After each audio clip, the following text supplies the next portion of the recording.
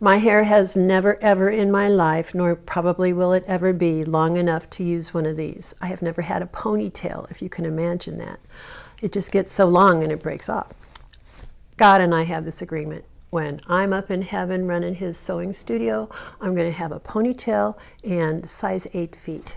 Anyway, a hair scrunchie is the quickest, easiest, most exciting project that there is for my younger students here at the Sunroom Sewing Studio. I would say at about age 8, sometimes 7, depends on how long their legs are. They need to be able to reach the foot pedal. They go home the first class with a hair scrunchie. Let me show you how easy this is. As I'm working with different fabrics, I'll just rip different widths wide, the full distance from selvage to selvage. This one appears to be about 3 inches wide. Here's one that's probably 4. I think the initial directions said 5, but it's a whole 44 to 45 inches wide. And when I have the kids rip, I teach them that they can rip fabric across from selvage to selvage, and they think that's really cool. I teach them right side from wrong side. What I've done here to prepare is I have taken a 10-inch strip of piece of 1/4 inch elastic, and I've anchored it to one side of the center, not real secure because it's going to come undone, and this is worth its weight in gold. You could put a big old safety pin on this end if you like, but this is an easy turn tool. They're, I think, $3, and I carry them here on my website. I will include a link in the description. So I've tied the other end of the elastic to the eye of that. Learning how to sew their first seam then, they will, by this time they have practiced driving on paper. Now they're going to learn about stitching backwards to lock their seam. So we're going to stitch forward a bit and then backward, and they're learning to sew straight by guiding the side of their fabric to the side of the foot. And I actually do have them pin. They need to learn to pin in and out. I have another video talking about how awful I am that I sew over pins. And yes, I do. I have for well over 55 years. I change my needle frequently. I use nice fine pins. Watch, I have them so nice and slow. This is a model sewing machine that I have here in the studio. It's of course now been discontinued, but it was one that's aqua instead of maroon. It's from Eversewn. It has all these same features that I love. Oh, and I'm teaching them about needle down. Do you see as I stop? Let's say I'm a big girl making one of these and I don't pin. If I stop with the needle down, then I can reposition things. It doesn't make 2 hoots of difference how straight or crooked this row of sewing is. I tell them if they learn to drive a sewing machine, they'll drive a car much easier when they get to be 16. Note here at this end that I have turned back to the wrong side about 5/8 or whatever the depth of the selvage is.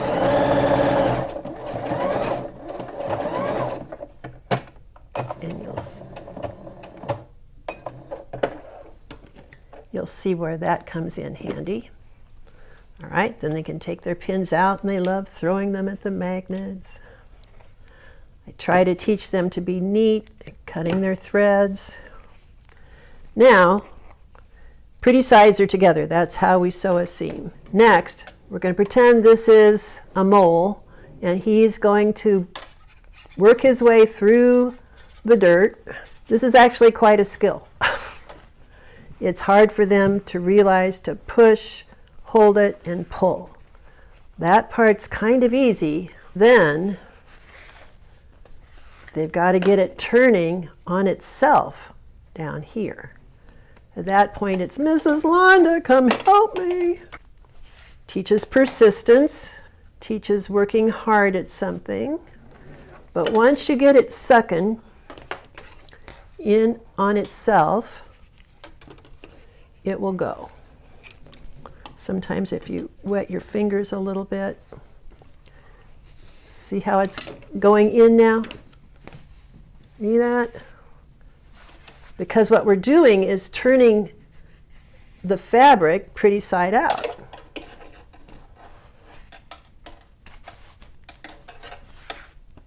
They get all excited when they see the pretty side. Have to keep pulling it. And at this point, they're very excited. They go, looky, looky. All right, now what do we have to do? We've got to get that elastic down through the tube. So here we go again. Wool going through the dirt.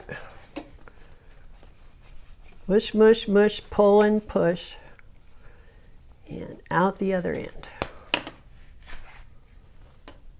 Now, if you start with a really thin piece of fabric, which makes it all a little bit harder, this can be more like a bracelet.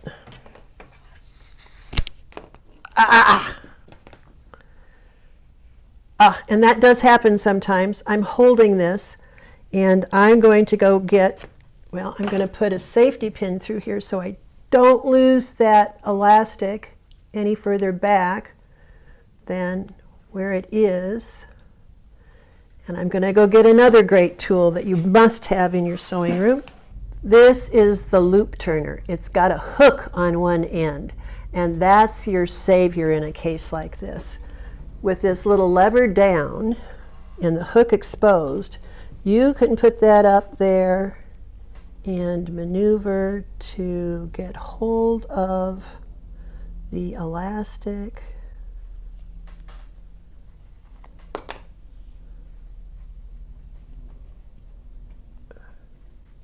Yes, I got it. And then very carefully, of course, Mrs. Londa does this at this point, but I proved to them in sewing you can fix anything. Worst case scenario, we could have kind of started over. See how I grabbed it? Voila. Loop turner, I think about $3. Every sewing room needs one. Now I've got this end of the elastic, and I'm going to put a great big safety pin on it. And now I'm going to come down and expose this end. Find the other end of the elastic, and with the other big safety pin that is in the pin cushion at each student's station. They have two big safety pins. We put a safety pin on it just in case, so if it pops back inside, we can easily work it back out. So now we have to rip those stitches where it was stitched in. So now I've got these two safety pins, okay? And I teach them the good old Girl Scout square knot. Right over left and under, left over right and under, square knot, okay? Now we can take the safety pins off. The safety pins are merely insurance because those ends have gotten left go with squeals of, ah! Okay, now we're going to trim these ends, but not real close, all right? Now we're going to work that knot back a ways, one direction or the other, so that when we sew this all together, we don't go through that knot. Now it's just a matter of bossing the fabric around. And this would be easier if I had worked with a wider piece of fabric in the first place. Sewing teaches so many skills. I've got an article on that in my blog, to which I will put a link. It teaches kids to keep trying, to not give up, to be persistent, to have a proper level of expectation to perfectness, precision, to figuring out what is their standard of what is good. At this point, it would be really nice to teach them a hand stitch, but I really want to get them out of the studio in a 2-hour class where they have started knowing nothing with a completed hair scrunchie. And it's really not going to show at all if we just take and stitch through the whole kit and caboodle here by machine. They say through what? The kit and what? I have lots of expressions, I guess, and they get a kick out of those. Yes, the whole kit and caboodle. And take time to neaten up your room. Be neat about your sewing.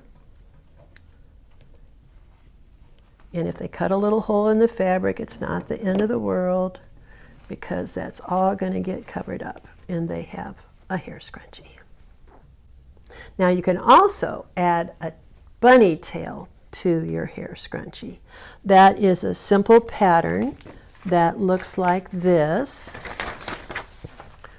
So if there's time, and for girls who have already made one of these, they might want to make a tail. Here's a fold and here's a fold, and this is the pattern piece. You can see when that is completed, you see fold and fold. This is a folded edge, this is folded. Right sides together, leave a hole, turn it pretty sides out, press it, and then that can tie around the seam there where you stitch through the kit and caboodle, and you have a hair scrunchie with a bunny tail.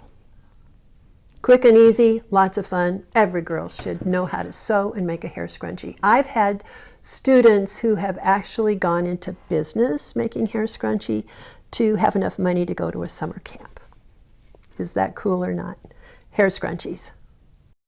My mission is to share all I know about sewing here on my channel so that you can come to love sewing just as much as I do.